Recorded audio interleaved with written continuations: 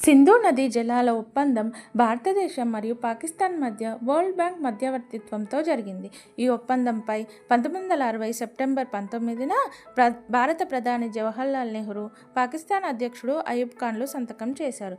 ఈ ఒప్పందం ప్రకారం తూర్పు నదులైన బియాస్, రావి, సట్లెజ్పై భారతదేశానికి, పశ్చిమ నదులైన సింధు, చినాబ్, జీలంపై పాకిస్తాన్కు నియంత్రణ ఉంటుంది.